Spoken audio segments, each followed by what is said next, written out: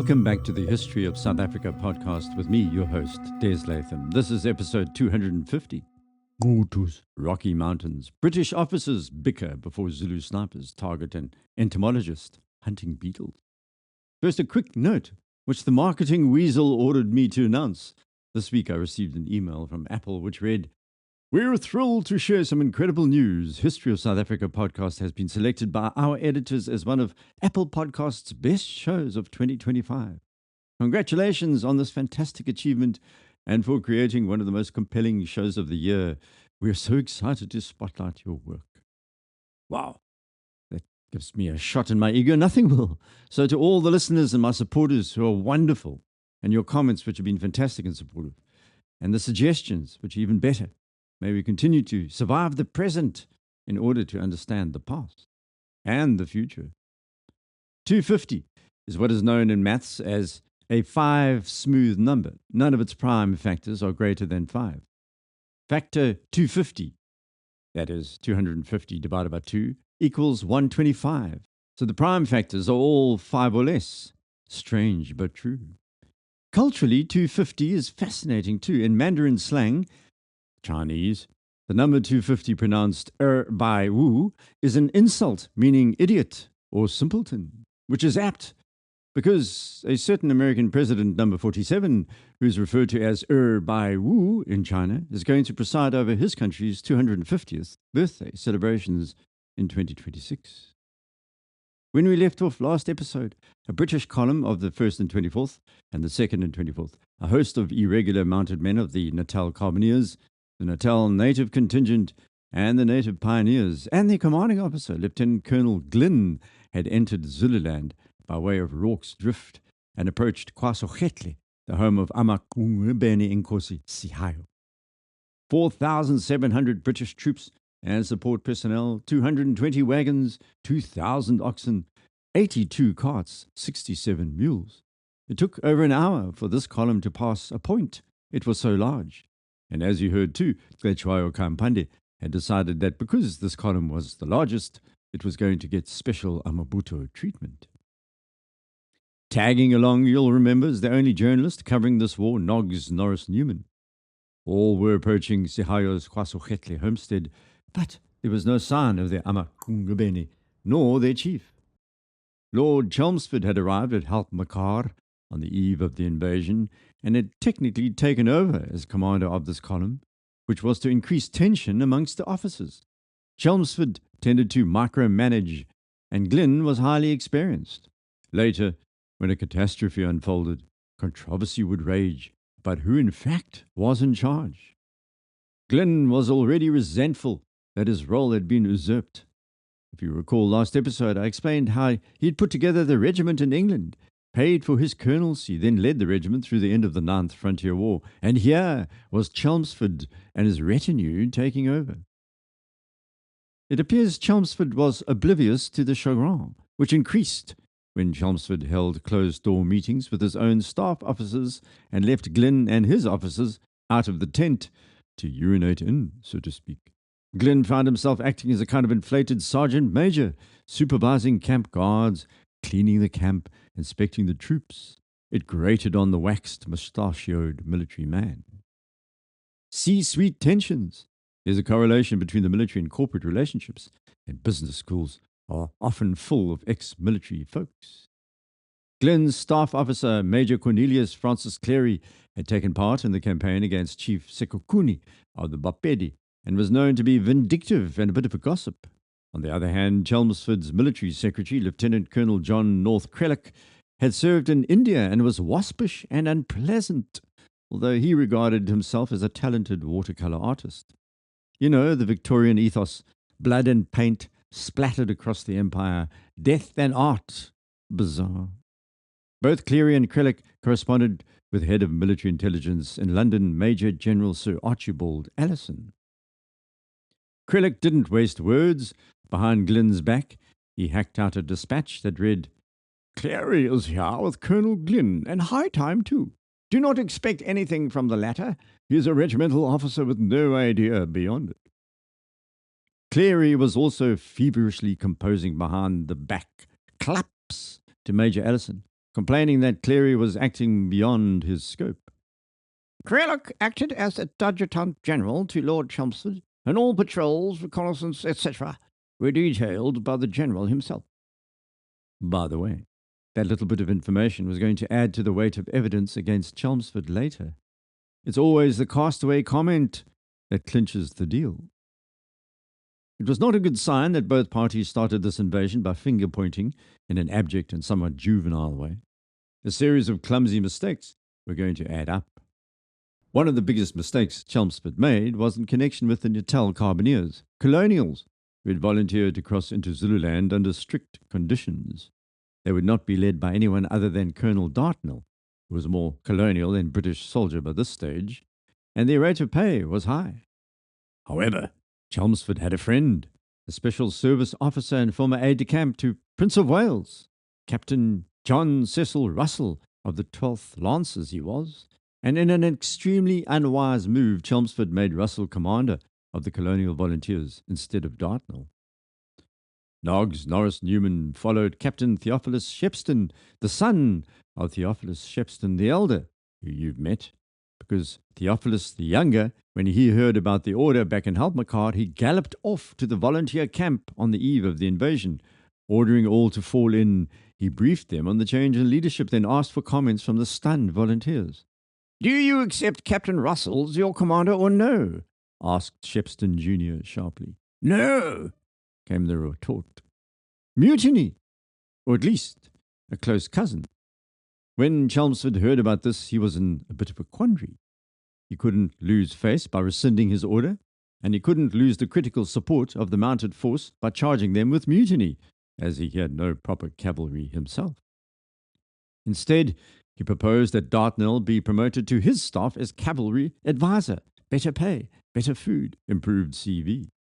Dartnell accepted, then asked the volunteers if they wouldn't mind very much, old chap, serving under Captain Russell, and the crisis was over, but not for long. Later, Russell's questionable behavior when confronting the enemy, by questionable, I mean cowardly, would see him relegated to the rank of major and put in charge of a depot in Pietermaritzburg. Forgive this interlude, it's for a reason, as you'll hear through the next few episodes. The friction between leadership at a time of war is possibly the most destructive force inside an organization that has an existential external enemy. After all, Harvard Business School game theory is only useful when the bullets aren't fired in your direction. Here we are, Shepstone leading the central column, number 3, as it was known, with Glyn glowering. Column 1 was on the right flank down the coast, crossing the Lower Tugela with 5,000 men under Colonel Charles Pearson, comprised of the Naval Brigade, 2nd, 3rd, 60th Rifles, the 99th Regiment, the Natal Native Contingent, and artillery. Column 2 was Durnford's, although technically it was more closely attached to Glyn's Column 3, and both 2 and 3 were said to operate more closely than Pearson's first column, which was to head to the Lower Tugela, cross the mighty river opposite the Zulu kraal at Gingindlovu, advance to Ishowe, and push on to Ondini. However, Pearson had been told to advance cautiously and to consolidate his men in Ishowe before continuing. He would end up besieged in Ishowe. He had moved so slowly. Durnford's Column 2 was comprised of a mixture of forces, including mounted Basotho cavalry, the Natal native contingent, and a small force of imperial soldiers. He was told to march in the area between Pearson's column in the lowlands and Glyn higher up, operating as a kind of stabilizing force. Chelmsford was going to repeatedly retask Durnford, and he was not too tightly integrated into Glyn's line of march, so that was rather an unstable than a stabilizing force. Prior to the crossing, Chelmsford had set out a scale for the distribution of cattle seized, prize money he called it. He had conferred with Colonel Wood prior to the invasion. They had rendezvoused between Bemba's Kop and Roxdrift. Chelmsford offered Wood the political office of Resident of Zululand after the war. The British commander had read Karl von Clausewitz's famous treatise called On War, where he said war is the continuation of politics by other means. Wood could slip into something more comfortable after the war, said Chelmsford, like Zululand. Wood politely refused, saying he was a better soldier than an administrator. That didn't stop Wood from looting. Within a few days of crossing into Zululand, he had amassed 7,000 head of cattle, and sent 2,500 straight to the Free State to be sold. In terms of the regulations, this was a dubious act, and devious. Prior to the crossing, Chelmsford had appeared to be genuinely concerned that the local people should be treated well by his invading columns, a kind of hearts and minds attitude. While officially justified as spoils of war, it blurred the line between sanctioned requisition and profiteering. To the Zulus, whose wealth and status were measured in cattle, this was not a mere foray, but a desecration, a calculated humiliation that struck at the core of their economy and their pride. To some among Wood's own officers, it looked less like disciplined campaigning and more like opportunistic looting, an echo of the blurred Victorian frontier where commerce, soldiering, and moral rectitude rarely marched in step. The white troops were told to be courteous of their allies, the Natal native contingent, and behave courteously to non-combatants on the Zulu side. Chelmsford had issued general regulations, and under paragraph 9 it read, "Natives will be treated with kindness. Commanding officers will exert their influence with all ranks to prevent their being in any way molested or oppressed." Once inside Zululand, these high-flown ideals were disregarded. As soon as they entered the Zulu side of the border, any village was fair game. Thus the arrival at Sihayo's homestead, kwaSogetle, less than a day's march across Rorke's Drift.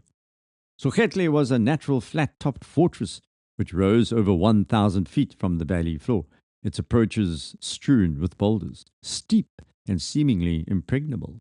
The British faced a tough assignment. Had Cetshwayo Kampane, or Chief Sihayo, decided to defend the citadel to the full, the battle would have no doubt been far more bloody. But the fortress was defended by only a small group of Sihayo's men, including one of his youngest sons, Mkhumbikazulu. Most warriors, including Sihayo himself and all his other sons, had marched off to Undini, 116 kilometers away, to join the main Zulu army.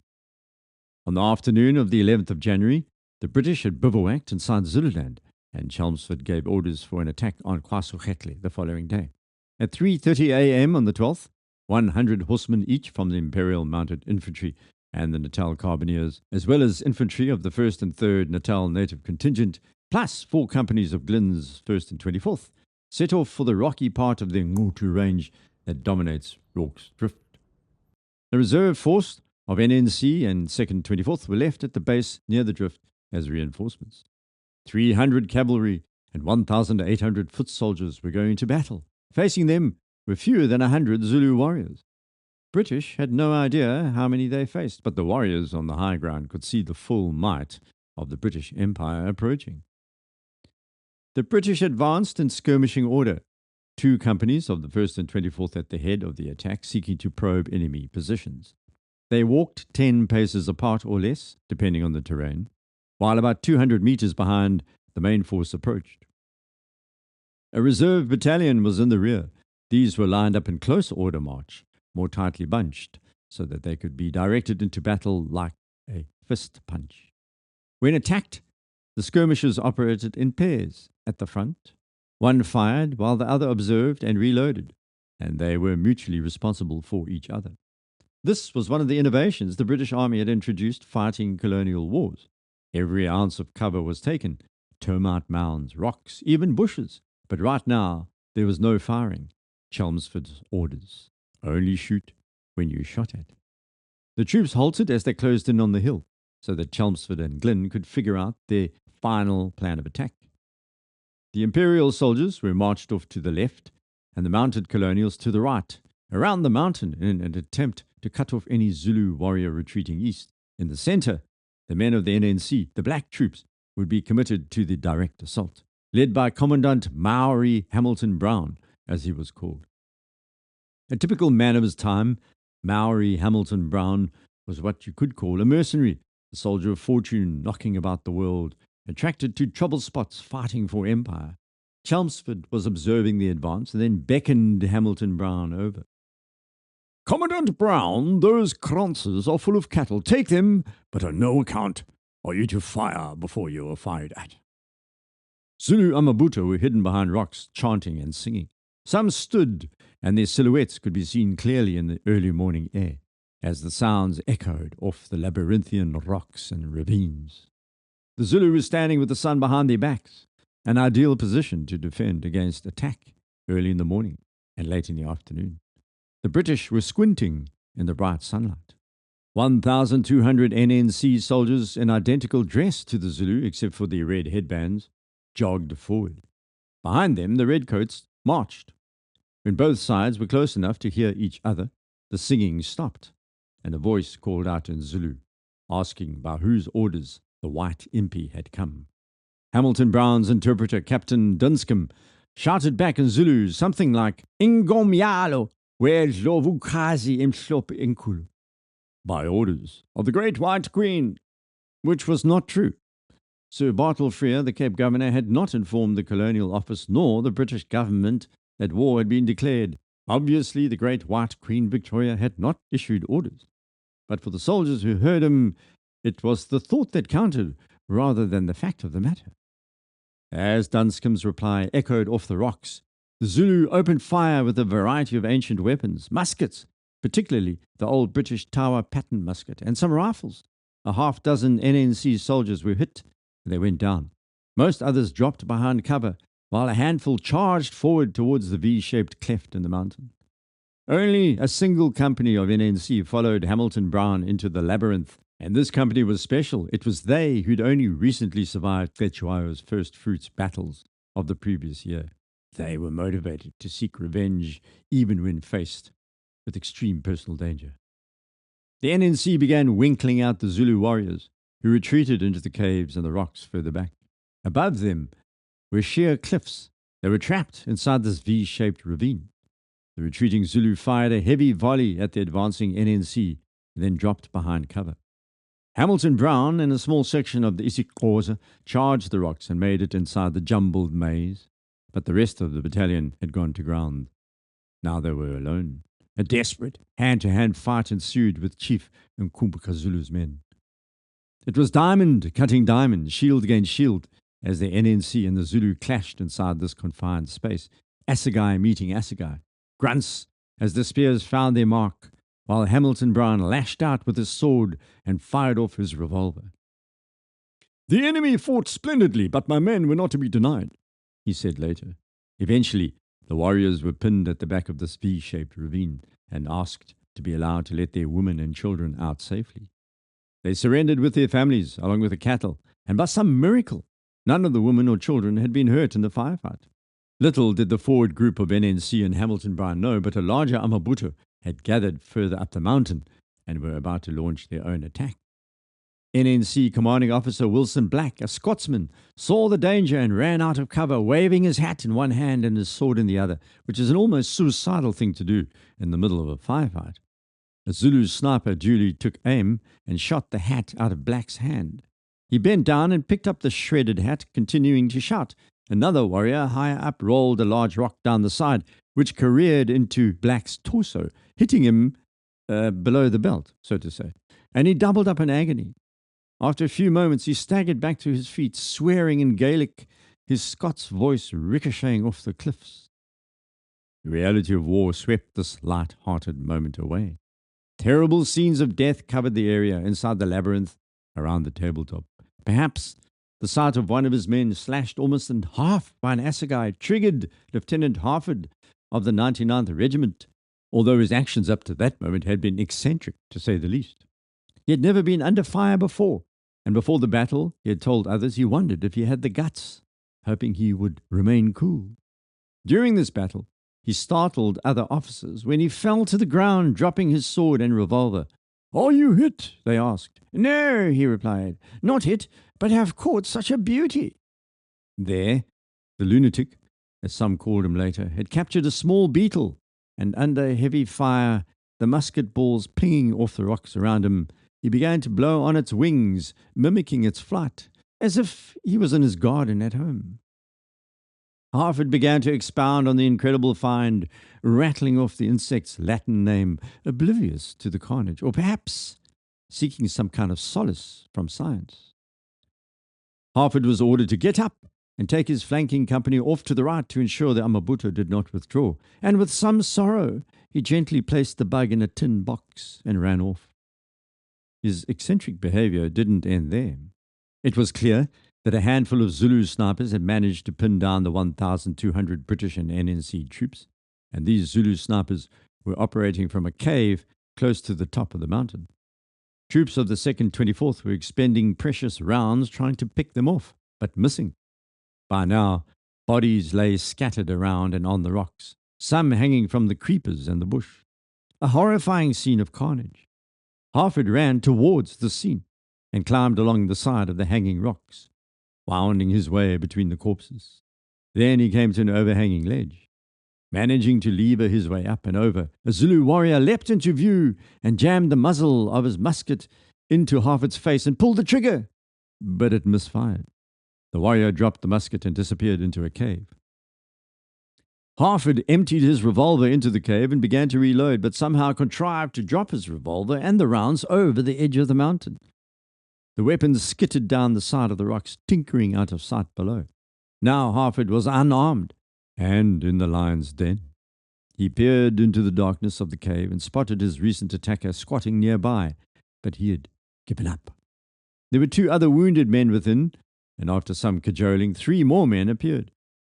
Harford took the 4 down the mountain as prisoner of war to present to a somewhat bemused Chelmsford. The 2 wounded were left where they lay and succumbed to their wounds. Meanwhile, the mounted soldiers had ridden around the right of the mountain, passed over a neck, a ridge, and caught the impi from behind. Many Zulu soldiers were riding horses and managed to gallop away. Moments later, another group of warriors appeared. They were the NNC, who had discarded their red bandanas. Fortunately, both parties recognized each other at the last minute and avoided a case of friendly fire. The chaos of war indeed. Chelmsford, who had been watching the battle from amongst the rocks a few hundred meters away, decided it was time to order the reserve up from the base near Rorke's Drift. Mkhumbikazulu and about 60 warriors had managed to work their way up right to the high ground from the caves below. But the British had already arrived at the tabletop. Caught between the forward units and the British behind him, he and 60 warriors charged into Shepston's volunteer carbineers in an act of extreme courage. The carbineers fired a volley, killing Mkhumbikazulu and 10 of his men. The rest finally broke and scattered. Down in the valley, Chelmsford's reserves of the 2nd and 24th, the 2nd and 3rd NNC, swept through the Mkhumbikazulu mealie fields all the way to the main homestead of kwaSogetle. They expected the huts to be defended to the death, but Sihayo was nowhere to be found. As we know, he was already with Nqutu. The huts were torched, while a wagon was also found there in excellent condition, loaded with firearms, but too heavy to move. Chelmsford gave the order to cease fire and recalled his troops. Over 30 Zulu warriors lay dead. About 24 were wounded. Dozens of prisoners were taken. They were mainly old men and women and children. The British had lost 2 NNC men killed, 20 wounded, and managed to seize 500 cattle. The colonials had warned of a stiff fight and were surprised. But then they pointed out that only a handful of warriors had been left behind to defend Sihayo's homestead. The British commander, however, flushed with victory, overlooked that fact. That night, by a flickering lamp, Chelmsford wrote, "I am in great hopes that the news of storming Sihayo's stronghold and the capture of so many of his cattle may have a salutary effect in Zululand, and either bring down a large force to attack us, or else produce a revolution in the country." He had developed an unhealthy point of view. He was scorning the Zulu, which was a bad mistake. Further east, at Undini, the Zulu army had been ritually prepared for war and left kwaNodwengu late in the afternoon of Friday, 17th of January, 1879. The energetic Unukenke regiment in the lead, they marched 10 kilometers in single file to bivouac across the White Mfolozi in the Amakosini Valley. The talk amongst the warriors was all about Nqutu's comment that they would take but a single day to finish off the British. Both armies were now convinced of the other's fragility, but it was to be the British who felt the sting of a major defeat first. Please rate the podcast on your favorite platforms. It helps elevate its visibility, and you can head off to desmondlatham.blog I'll load an update about various episodes. You can email me from there and sign up for a little newsletter. Please like and subscribe below. Until next, salutary.